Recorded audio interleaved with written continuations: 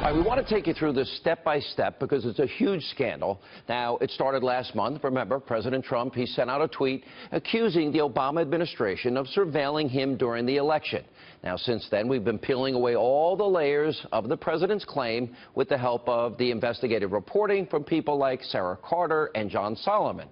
Now, first, Sarah and John uncovered the existence of an FBI investigation into a server being utilized at Trump Tower.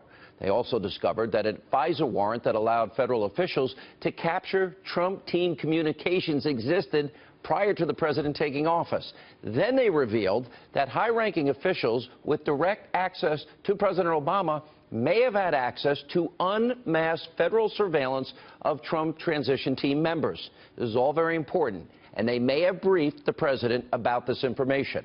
Then on March 22nd, House Intel Committee Chairman Devin Nunes, he revealed that he had seen reports that prove that President Trump and members of his transition team were in fact unmasked and that the intel had nothing to do with Russia.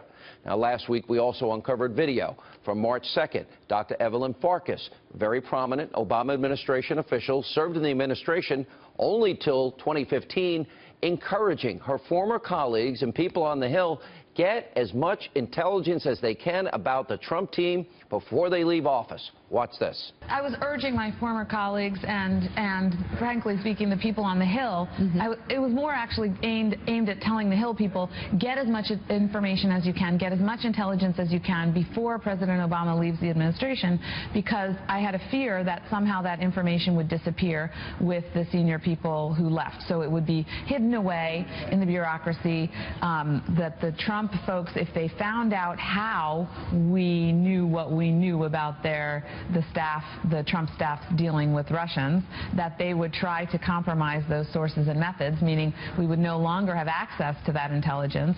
So I became very worried because not enough was coming out into the open, and I knew that there was more. We have very good intelligence on Russia.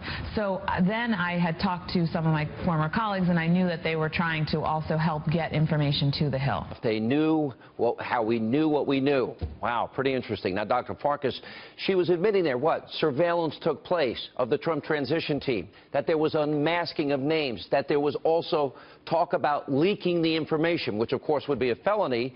Now, Farkas then walked back those comments the day after we played them right here on this show, but the tape does not lie. But that's not all. Earlier today, Breitbart News, they unearthed a video from October 2016. Here's Dr. Farkas, where she even predicted the impeachment of Trump if he was elected. How would she possibly think this? Watch this.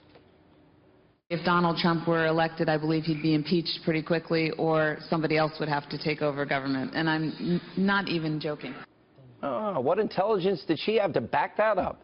Now, yesterday, we had multiple reports that revealed that Obama's national security advisor, Susan Rice, she was requesting that members of the Trump transition team, their names be unmasked in raw intelligence reports.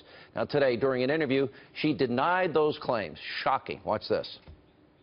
There were occasions when I would receive a report in which a U.S. person was referred to, name not provided, just U.S. person.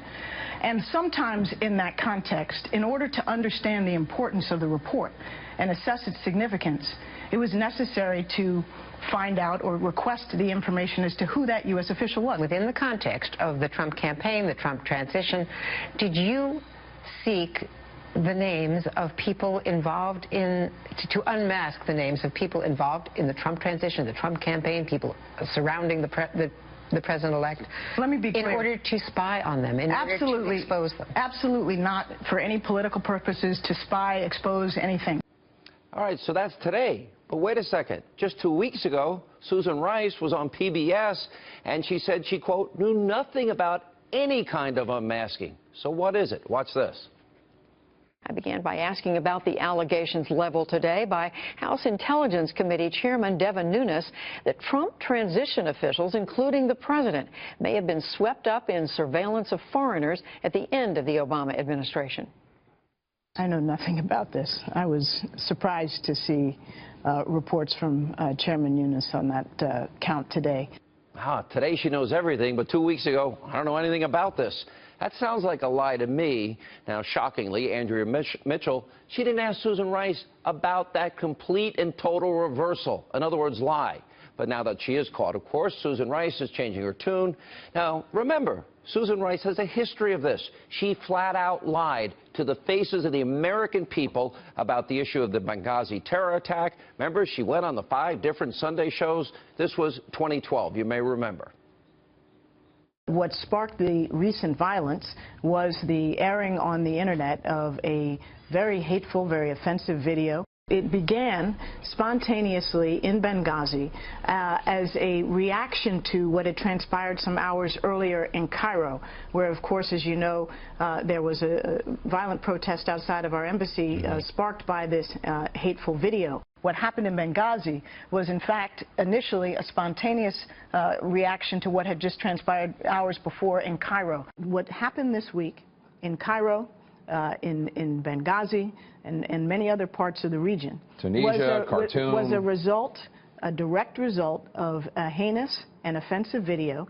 Now think about this, a history of lying, a complete 180 in just 2 short weeks. Well, now some on Capitol Hill, they're trying to get the truth of what actually happened with the surveillance of Donald Trump and his team. For example, Senator Rand Paul, he will join us later. He wants Susan Rice to testify before Congress and under oath. But Rice, well, when asked about this today, she's not exactly jumping at the request. What a shock. Take a look.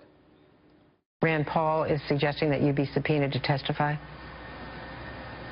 Would you be willing to go to Capitol Hill? You know, Andrea, let's see what comes. I'm not going to, sit here and prejudge.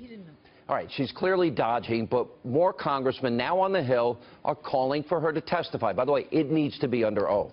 And later tonight, we're going to expose how the alt-left, Destroy Trump media, is doing everything in their power to bury this incredible story. Now, since the moment the surveillance scandal has been unmasked, the media's trying to change the subject, destroy anybody and everyone connected to it. And that's exactly what they tried to do to Congressman Devin Nunes. And even, by the way, Adam Schiff, the Democratic ranking member on the Intel Committee, has seen the same surveillance. And guess what? All of a sudden, his grandstanding, it all stopped. In fact, listen to what he said this weekend when asked about if there was a connection between President Trump and Russia. Can you say definitively that there was collusion? There were people affiliated with the Trump campaign who were working with Russians to time the release of damaging information about Hillary Clinton that had been hacked either from John Podesta or the DNC? I don't think we can say anything definitively at this point. We are still at the very early stage of the investigation. Yeah, for the past 8 months, we're at the early stages of the investigation with the help with the all-left propaganda Destroy Trump media. They've been trying everything they could do to find proof that President Trump and his campaign was colluding with Russia. Yet there's no evidence after 8 long months. Now, the big question is this. Did President Obama and his administration knowingly surveil on either an incoming president or an opposition party candidate? Americans tonight are demanding answers to those questions, and we here on Hannity will demand it as well until we get them. Joining us now.